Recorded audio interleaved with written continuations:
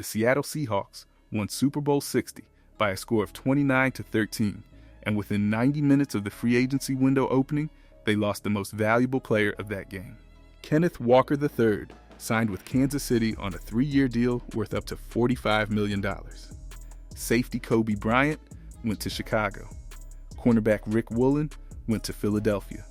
That is the tax a championship roster pays, and it is exactly why the 32nd pick of the 2026 draft carries more weight in Seattle than a first-round selection normally would. The offense that finished third in scoring last season returns almost every meaningful piece, and it returns them with a new voice calling the plays.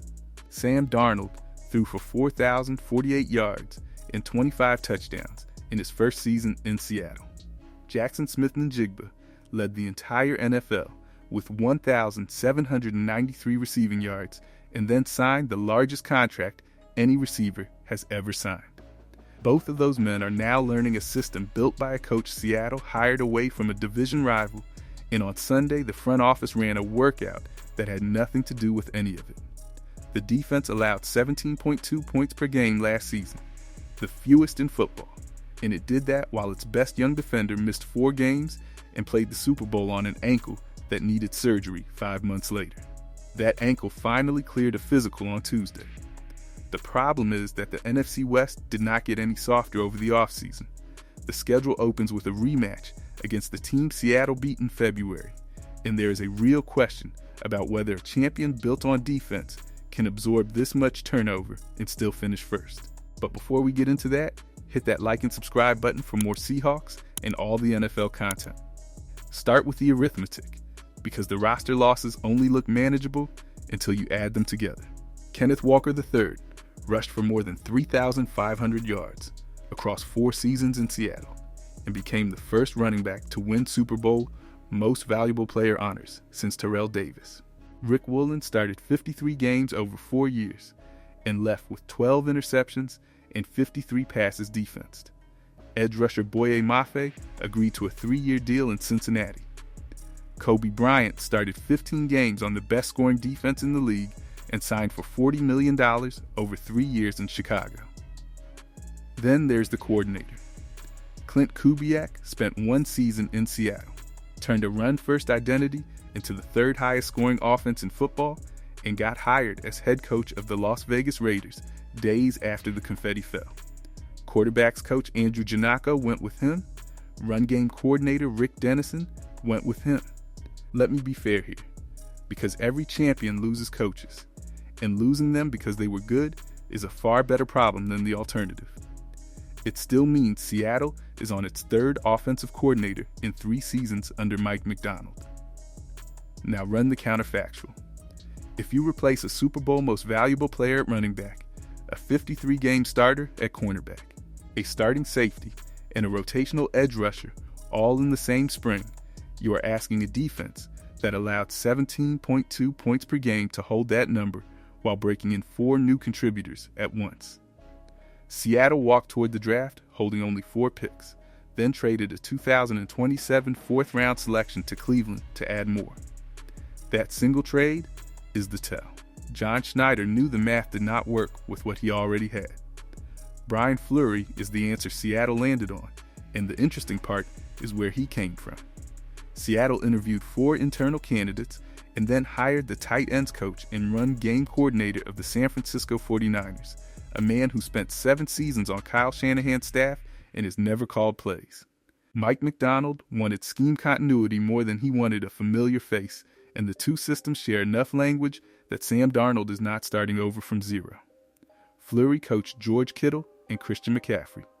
He knows what a run-first offense looks like. The clearest change so far is who is getting the football down the field. Rashid Shaheed arrived in a mid-season trade from New Orleans last year, re-signed in March on a 3-year deal, and produced most of his Seattle value on special teams rather than as a receiver. Macdonald has made fixing that a stated priority, calling it a point of emphasis to get Shaheed the ball on some of those deeper targets. Days later, Darnold dropped one over the top of the number 2 defense to him for a touchdown. That is the whole plan in one throw. The rest of the room is healthier than it was in February. Jackson Smith-Njigba caught 119 passes for 1,793 yards and 10 touchdowns, while Seattle attempted only 481 passes, the fourth fewest in the NFL, which means he accounted for 44.1% of the team's receiving yards. Torrey Horton scored 5 touchdowns in 8 games as a rookie and set a franchise record with a 95-yard punt return touchdown. He then played through a cracked tibia until surgery ended his season. He has a metal rod in that leg now, and he scored twice in a single camp practice this month. Tuesday, August 11th, delivered the 2 pieces of news that defined this camp, and they arrived within hours of each other. Nick Emenwari passed his physical and came off the physically unable to perform list.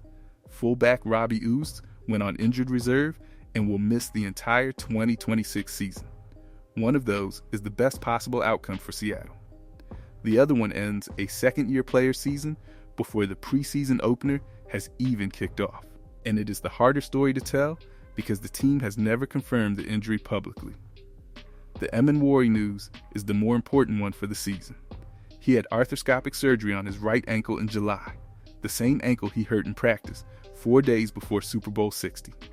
He returned to that practice field 2 days later and played 70 of Seattle's 72 defensive snaps in the championship game.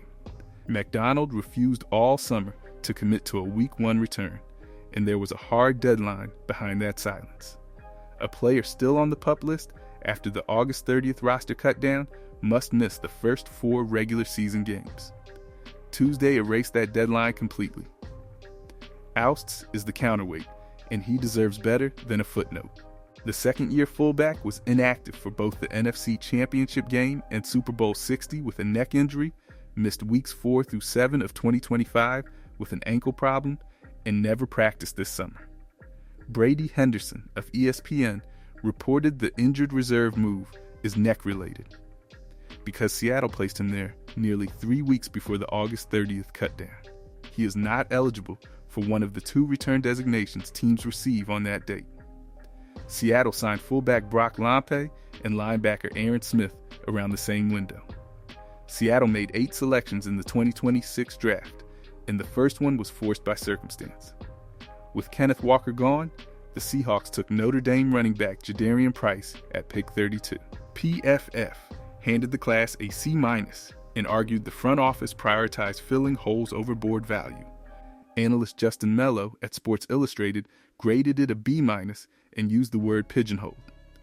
Both criticisms land. Both also skip past the fact that Price forced 59 missed tackles over his final 2 college seasons while sharing a backfield the entire time. The rest of the class went toward length and toward the trenches. TCU safety Bud Clark came at pick 64, a 6'2", 6th-year senior who steps directly into the role Kobe Bryant vacated. Arkansas cornerback Julian Neal came at pick 99, carrying a 78.2 PFF zone coverage grade. Iowa guard Bo Stevens came at pick 148 and graded as the highest-rated pick in the entire class at a grade of 84.9, with a 91.6 pass blocking grade and 0 sacks or hits allowed in 2025. Seattle then spent 3 of its final 4 picks on more cornerbacks. Price missed practices last week with what McDonald called a minor issue. That matters because the backfield behind him is thin. Zach Charbonnet is still rehabbing the ACL. He tore late in the 2025 season with no timetable attached. Kenny McIntosh, who missed all of last year with a knee injury, was waived. George Holani and Emmanuel Wilson carry the load until he returns. A first-round rookie and 2 backups are replacing a Super Bowl most valuable player, and Seattle is comfortable with that only because the line added Gray Zabel a year ago and Bo Stevens this spring. The NFC West handed Seattle nothing this offseason. San Francisco lost Nick Bosa to a torn ACL in Week 3 last season, and then absorbed a 41-6 loss to the Seahawks in the divisional round. Bosa is back on the field, he is managing tendinitis in that surgically repaired knee, and he is targeting a Week 1 return. San Francisco has also had Christian McCaffrey and Mike Evans miss practice time this month. Seattle does not face them until Week 5 at Lumen Field on October 11th, which is plenty of time for that group to get healthy. The Rams are the harder problem on this schedule. Seattle beat Los Angeles 31-27 in the NFC Championship game, and the two teams meet twice in the final 3 weeks of this season, including a Christmas Day game at Lumen Field. Los Angeles has already watched Puka Nacua leave a practice with a groin injury and Myles Garrett miss a session this month. Arizona draws Seattle in Week 2 on the road, where the Seahawks carry a record of 11 wins, 1 loss, and 1 tie dating back to 2013. The schedule itself is the real opponent here. Seattle plays 10 games against teams that reached the postseason last year. Opens at home on Wednesday, September 9th against New England in a Super Bowl 60 rematch, and plays 6 primetime games, which is a franchise record. FanDuel has the win total set at 10.5 wins. That number reads low for a champion right up until you count the departures. History at least likes the opener, because since 2004, defending champions who played in Week 1 have gone 16-5. Now the workout.